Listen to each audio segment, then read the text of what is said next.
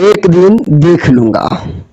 एक समय की बात है, राजस्थान के रामदेवड़ा गांव में नाहर सिंह साहूकार रहता था। साहूकार छोटी छोटी बातों पर नाराज हो जाता था। उसका एक नौकर था, छंगा। छंगा के एक पांव में 6 अंगुलियां थी। इसी से उसको सब छंगा कहने लगे। एक बार साहूकार की पत्नी अपनी नैहर गई हुई थी। घर में नाहर सिंह और उसका नौकर छंगा थे। साहूकार ने एक दिन छंगा से दोपहर की भोजन में चूरमा बाटी बनाने के लिए कहा और स्वयं बैठक में गद्दी पे चला गया। अभी पूजा अगरबत्ती कर ही रहा था कि हाथ में मटकी लिए छंगा आया और बोला, मालिक घर में घी नहीं है, पैसे दे दो। पैसे लेकर वह बाजार से घी लेने गया। घी की मटकी दुकानदार को देकर वह मदारी का तमाशा देखने लगा। तमाशा समाप्त हुआ तो उसने घी के पैसे दिए और मटकी लेकर आ गया। साहूकार ने छंगा को आते देखा तो पूछा, घी ले आया? इधर ला, जरा चख कर देखूं तो कैसा है। साहूकार ने घी निकालने के लिए उंगली हंडिया में डाली। ये क्या? ऊपर ऊपर घी था, नीचे दही भरा था। साहूकार ने अपना माथा ठोका, किस बेवकूफ से पाला पड़ा है, मेरे पैसे लुटा आया है। क्रोध में साहूकार ने पास में पड़ी छड़ी उठाई और तड़ातर 10-5 छंगा के जमा दी।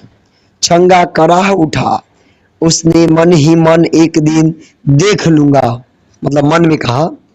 ऐसे ही कुछ दिन बीतने पर साहूकार ने छंगा से कहा, आज मुझे दावत में जाना है, मेरी नई मोजरी में तेल लगाकर रख देना।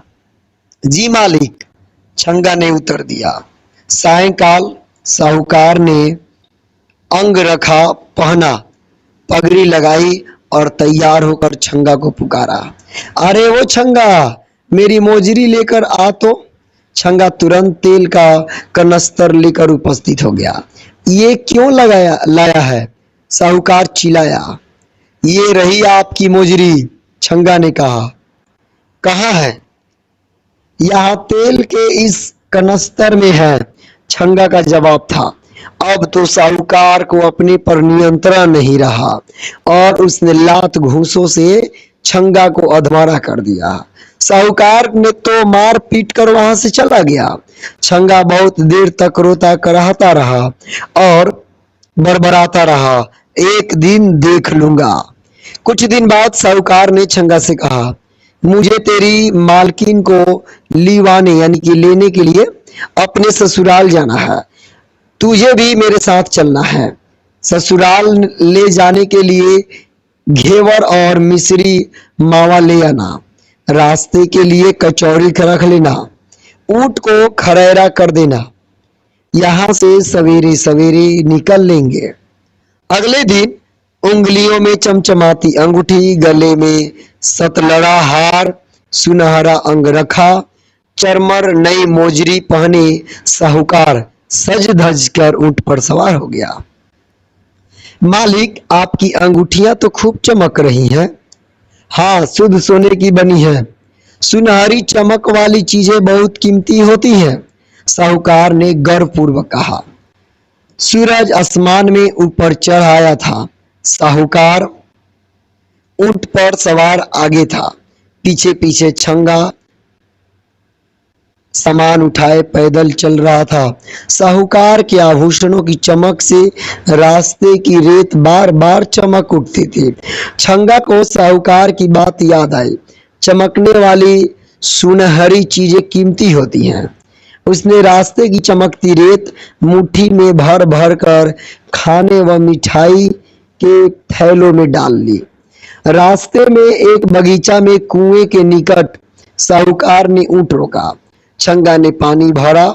साहूकार ने चबूतरे पर बैठकर मुंह हाथ धोए और छंगा से खाना निकालने को कहा। छंगा ने प्याज की कचौड़ी, मिर्च व लहसुन की चटनी और साथ में कुछ मिठाई भी परोस दी। जैसे ही साहूकार ने पहला निवाला मुंह में रखा, उसका मुंह किरकिरा हो गया। वह चिल्लाया, ये क्या मिलाया है खाने में? छंगा ने जवाब दिया, सुनहरी रेत। ससुराल खाली हाथ जाना पड़ेगा, सराय आने तक भूखा रहना पड़ेगा।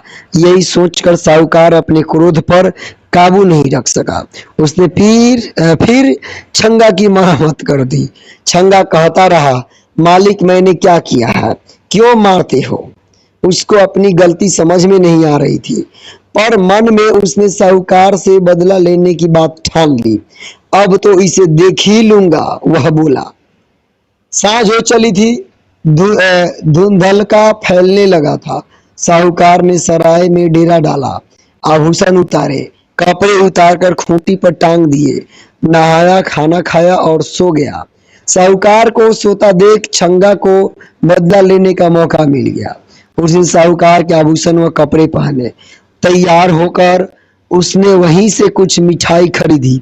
वह ऊंट पर सवार हो गया, साहूकार की ससुराल जा पहुंचा। वहां जाकर कहा, मैं तुम्हारे जमाई का मित्र हूँ। तुम्हारे जमाई पागल हो गया है और बिना बताए घर से निकल पड़ा। मैं उसे ढूंढने निकला था, 2 कोस दूर एक सराय में पड़ा। मैं उसे ढूंढने निकला था, 2 कोस दूर एक सराय में पड़ा है। सुनते ही सब लोग दौड़ पड़े। वहां जाकर देखा, जवाईसा खाली जंघिया पहने लेटे थे। अपने ससुराल वालों को अचानक सामने देख साहूकार हड़बड़ा गया। कहना कुछ चाहता था, मुंह से कुछ निकल रहा था। मतलब कहना कुछ और चाहता था, लेकिन मुंह से कुछ और निकल रहा था। उसने कमरे में इधर उधर देखा, उसके आभूषण कपड़े वहां नहीं थे। छंगा कहीं दिखाई नहीं दे रहा था। सास ससुर ने दुखी मन से बड़ी कठिनाई पूर्वक साहूकार को ऊंट गाड़ी में बैठाया और अपनी हवेली ले गए। वहां पर दूसरे कपड़े पहनाने लगे तो वह चिल्लाने लगा, मुझे नहीं पहनने ये कपड़े, मैं ऐसे ही रहूंगा। जबरदस्ती गले में कुर्ता पहनाया गया। तभी सामने से उसके करोड़ों में सज्जा धज्जा छंगा आया। छंगा हंसते आया, उसे देख साहूकार गालियां बकने लगा। छंगा हंसते हुए हवेली से बाहर निकला तो पीछे पीछे साहूकार भागा। उसके पीछे बाकी लोग भी भागे। पत्नी बार बार हाथ उठाकर प्रार्थना करती, हे भगवान, ये क्या हो गया मेरे पति को? ये तो बिल्कुल पागल हो गए हैं। अब मैं क्या करूं? भोजन के समय फिर छंगा ने साहूकार को तंग किया। सब लोग इसको जरा ठीक से खिलाइए, 3 दिन से खाना नहीं खाया है। अब कोई कहे खीर खाओ, कोई कहे पूरी खाओ, कोई चूरमा खिलाने की कोशिश करे। साहूकार सबके हाथ झटक कर खड़ा हो गया और क्रोधपूर्वक बोला, मुझे कुछ नहीं खाना, इसी को माल पकवान खिलाओ, मैं जा रहा हूँ। साहूकार सबको धकेलते हुए पैदल ही चल पड़ा। थोड़ी ही दूर पर एक शिव मंदिर था। वहां जाकर वह एक कोने में बैठ गया। उसी मंदिर में उसकी दुखी पत्नी शिव जी की पूजा कर रही थी। वह भगवान से अपने पति को अच्छा करने की विनती कर रही थी। जब वह नारियल फोड़कर प्रभु के चरणों में चढ़ा रही थी तो साहूकार अपनी जगह से उठा और बोला, भगवान शिव के चरणों में फोड़ने की बजाय ये नारियल मेरे सिर पर फोड़ दो। इस अचानक हमले से पत्नी घबरा गई और उसने सचमुच नारियल साहूकार के सिर पे दे मारा। नारियल तो नहीं टूटा, पर साहूकार के सिर से खून बह निकला। इतनी देर में पीछे पीछे साहूकार के ससुराल से भी लोग आ गए। जवाई के सिर से खून बहता देख सब उसे अस्पताल ले गए। छंगा भी यह सब तमाशा देख रहा था।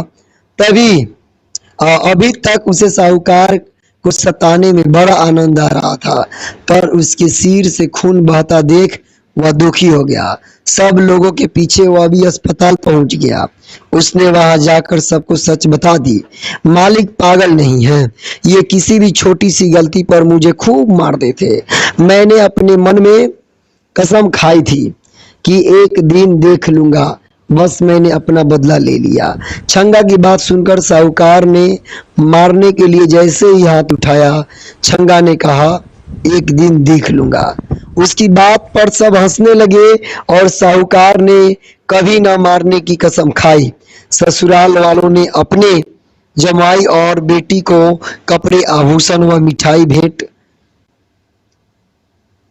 में देकर विदा किया। वापसी की यात्रा में छंगा बहुत खुश था। अब उसे पिटाई का डर नहीं था। जय माता दी। मिलते हैं हम लोग फिर से अगले वीडियो में, तब तक के लिए धन्यवाद।